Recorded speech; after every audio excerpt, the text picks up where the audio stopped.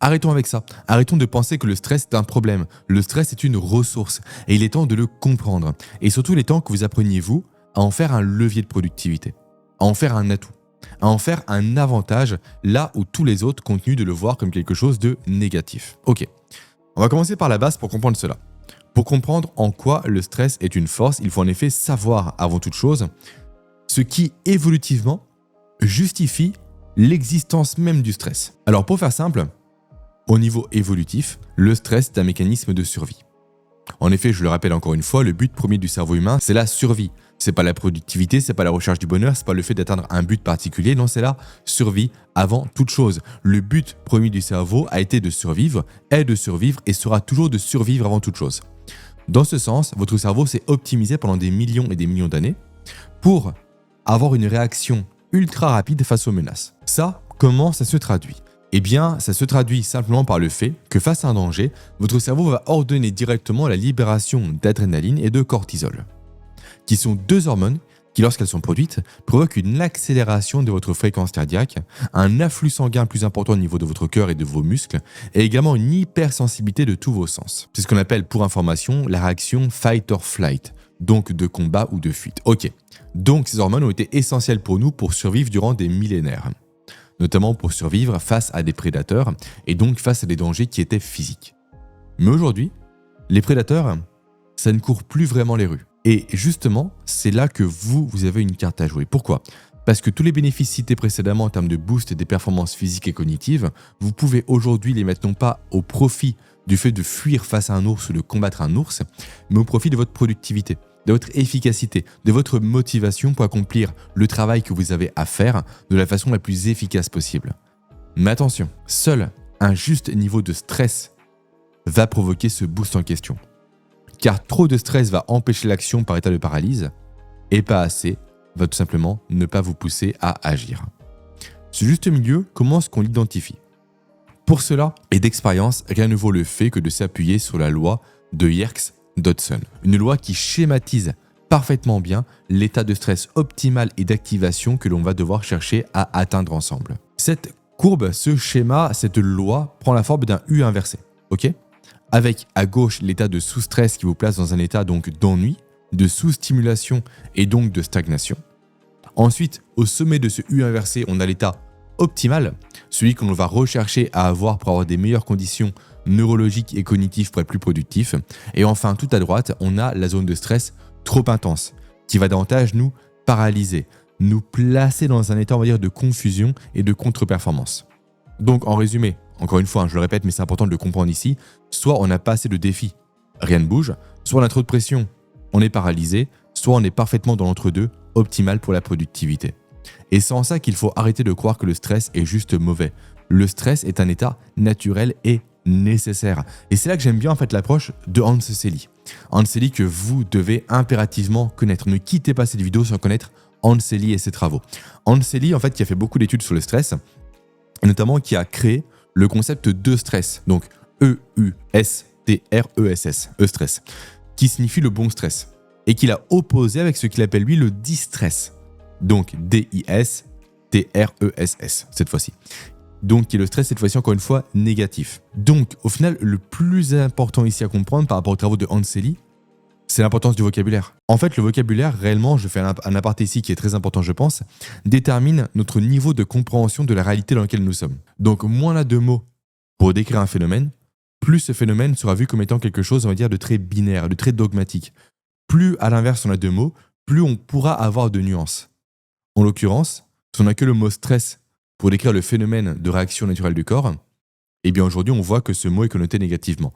Mais si on crée le stress, le distress et autres, là, on apporte plus de nuances, on voit potentiellement les bénéfices à l'état de stress. Ok ? Par contre, la connotation négative que revêt le stress aujourd'hui ne vient pas de nulle part. Elle fait écho à une réalité. Le fait qu'aujourd'hui, en fait, le stress est chronique. Et c'est ça qui en fait un élément qui est préjudiciable pour nous. En effet, notre corps et notre cerveau peuvent parfaitement encaisser des pics de stress intenses lorsqu'ils sont ponctuels, comme préparer un gros dossier, boucler un projet dans l'urgence, faire face à un prédateur. Du moment, encore une fois, dès lors que l'on peut récupérer après la survenue de ces événements en question. En revanche, dès qu'un stress devient chronique, dès qu'il est diffus, ça devient un poison pour nous. le corps n'arrive pas à le gérer. Et ça, Robert Sapolsky l'a très bien démontré en disant qu'à activer en permanence la réponse au stress pour des soucis purement psychologiques, on finit par dévaster notre santé. Et c'est notamment le constat qui est au cœur de son livre « Pourquoi les zèbres n'ont-ils pas d'ulcères ?» Et ce stress chronique-là est directement la conséquence d'un élément que j'ai abordé en début de vidéo. Rappelez-vous, en début de vidéo, qu'est-ce que j'ai dit ? J'ai dit simplement à mon niveau comme quoi, aujourd'hui, on ne fait plus face à des dangers physiques. Mais ces dangers ont été remplacés par des dangers dits psychologiques. Et un stress psychologique, donc tout ce qui est décision difficile à prendre, problèmes financiers, charge mentale, rupture amoureuse, est un stress sur lequel vous n'avez pas d'emprise immédiate. Car autant un ours qui vous attaque, vous pouvez tenter de fuir ou de combattre. Autant un stress mental, vous aurez beau courir dans tous les sens ou vous taper la tête contre un mur, eh bien ça ne changera rien. Si vous aurez mal à la tête, c'est la seule différence qu'il y aura.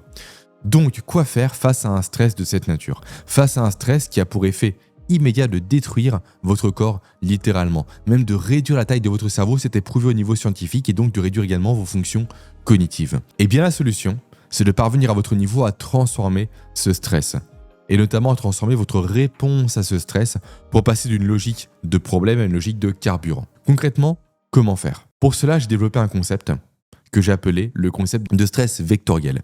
Vectoriel comme un vecteur, donc qui a une direction et un sens. Concept par lequel je vais simplement vous apprendre à mon niveau à passer d'un état de stress qui vous submerge à un état de stress qui va directement vous pousser à l'action. Et pour cela, vous devez passer par 3 étapes.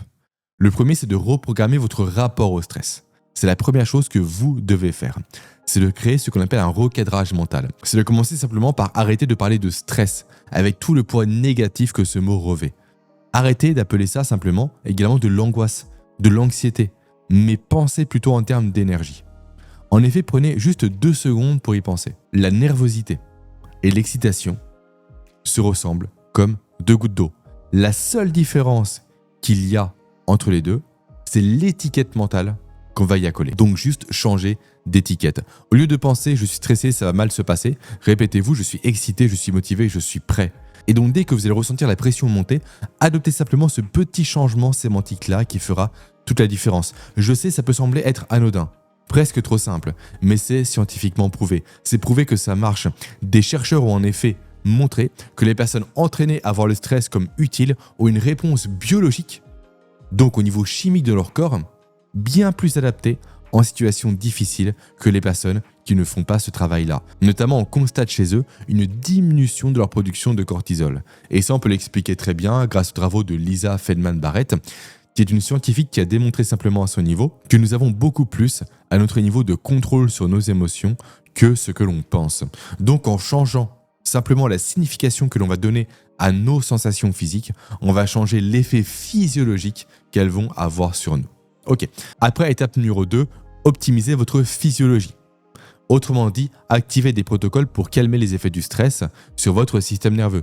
Typiquement, vous pouvez tester la respiration anti-panique. Alors qu'est-ce que c'est ? C'est un protocole recommandé notamment par Andrew Huberman qui consiste simplement en cas de stress à enchaîner 2 petites inspirations nasales successives suivies d'une longue expiration par la bouche. Alors on va voir si oui ou non au micro ça s'entend. Ça fait... Et là encore une fois, ça peut sembler tout bête comme solution, pourtant il a été prouvé à plusieurs reprises que ça marche, notamment en activant instantanément votre système nerveux dit parasympathique, ce qui aura pour effet immédiat de ralentir votre rythme cardiaque et de calmer votre système nerveux de l'activité de la défense de l'action du stress, qui est le système nerveux cette fois-ci non pas parasympathique mais sympathique. Ok, après étape numéro 3, canalisez votre énergie par un rituel d'amorçage. L'idée ici elle est simple. Concrètement, en fait, ce que vous allez faire, c'est dès lors que vous allez ressentir une montée d'adrénaline, donc de stress pour faire simple, vous allez l'associer à un passage à l'action précis. Concrètement, ça veut dire quoi ? On va prendre des exemples pour l'expliquer. Imaginez que vous ayez, vous, un projet complexe à mener, donc stressant. Ainsi, plutôt que de ruminer à votre niveau sur le projet, prenez une feuille et notez une tâche prioritaire immédiatement. Notez la toute première action à entreprendre. Le simple fait de formuler cette action va vous permettre, vous, à votre niveau, d'orienter votre cerveau vers la solution, plutôt que vers le blocage.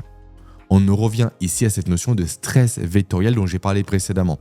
Vous allez chercher tout simplement à votre niveau à orienter un stress éparse, diffus, vers un but précis. Ok ?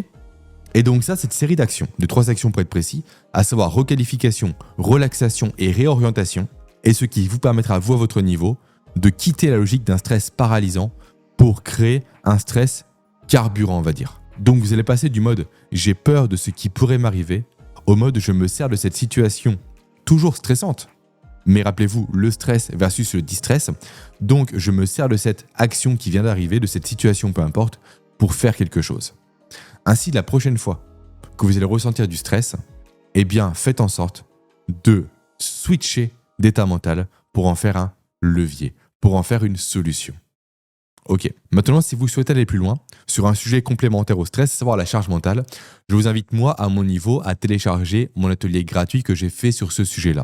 Un atelier dans lequel je vous montre concrètement comment supprimer toute charge mentale, comment arrêter de penser à votre niveau constamment au travail, à vos problèmes, ce qui limite continuellement et au quotidien vos capacités de productivité. Et le tout grâce, comme toujours, à des protocoles neuroscientifiques. Si jamais cela vous intéresse, cliquez simplement sur le premier lien présent en description pour accéder à ma formation sur ce sujet-là, qui est 100% gratuite et offerte. Merci de m'avoir écouté.